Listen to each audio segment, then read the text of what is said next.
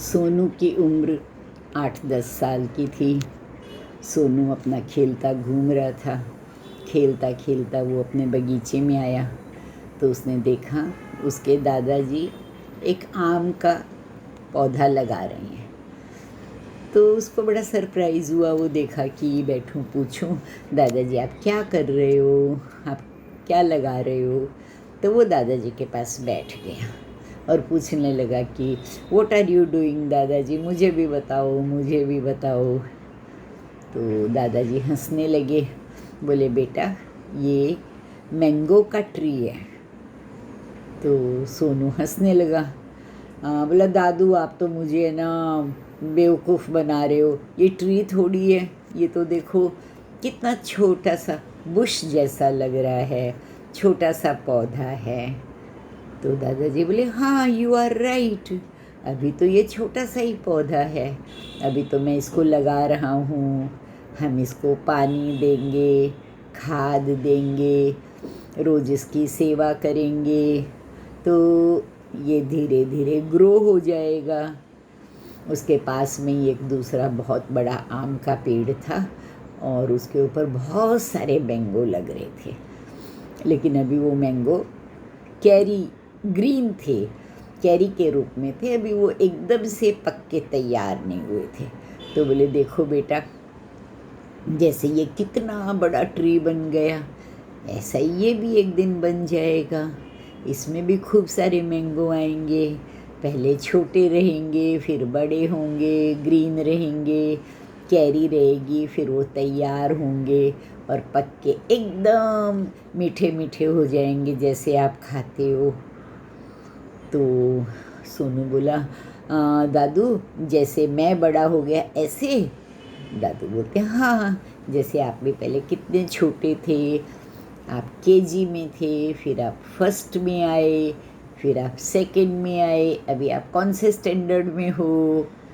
तो सोनू हंसने लगा, बोला दादू I am in third standard. तो दादू बोले उसी तरह से अब आप और बड़े होगे, आप 12 के, 15 के, 20 के, फिर आप अपने पापा जैसे बड़े हो जाओगे।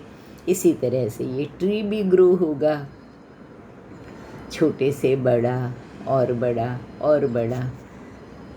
तो बोले बाबा आप तो कितने ओल्ड हो गए हो, फिर ये और बड़ा होगा तो आप कितने ओल्ड हो जाओगे।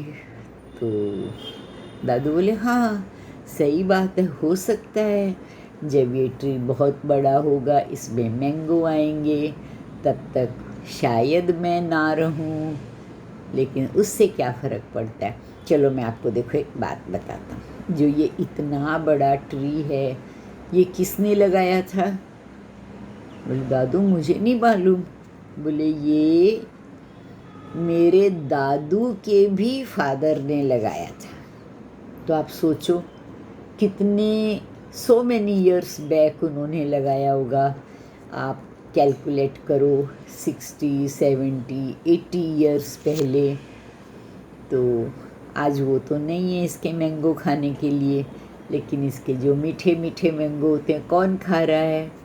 मैं खा रहा हूँ, आप खा रहे हो, आपके पापा खा रहे हैं। तो सोनू बोला दादू फिर इसका क्या मतलब हुआ, जब आप लगा रहे हो आप खा ही नहीं सकोगे तो आप क्यों इतनी मेहनत कर रहे हो। तो दादू हंसने लगे, बोले बेटा सिर्फ अपने लिए जीना जीना नहीं होता है, हमको ऐसा काम करना चाहिए जिसमें हमको भी खुशी मिले, दूसरे को भी खुशी मिले।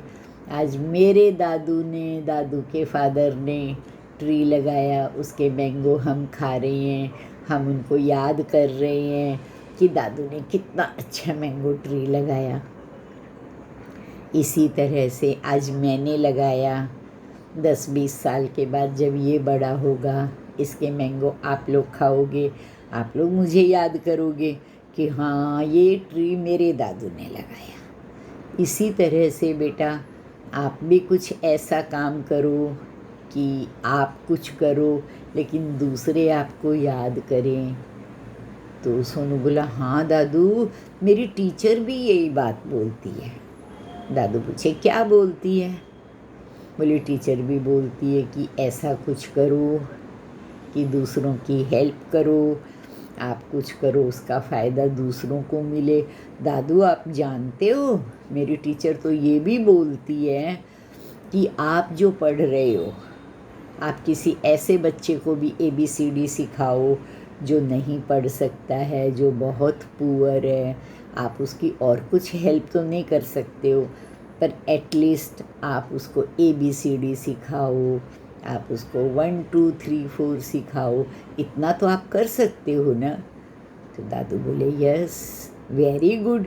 देखो आपकी टीचर भी आपको यही बोलती है ना, मैं भी आपको यही बोलता हूँ कि आपके पास जो ज्ञान है, जो आर्ट है, जो आप कर सकते हो, खुद तो करो, लेकिन ऐसा कुछ करो कि दूसरों के काम आए, आपको भी वो याद रखे और हमेशा आपको याद करे कि हाँ, सो एंड सो ने मेरे लिए ये किया था। आप भी इस बात को याद रखोगे ना।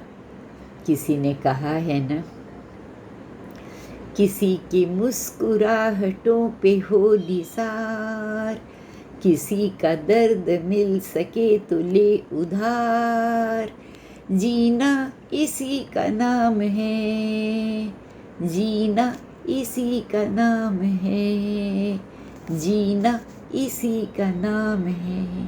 तो बच्चों याद रखो, यदि आप किसी की हेल्प कर सकते हो, आप में कोई आर्ट है, हुनर है, तो आप डेफिनेटली करो, ज़रूर करो।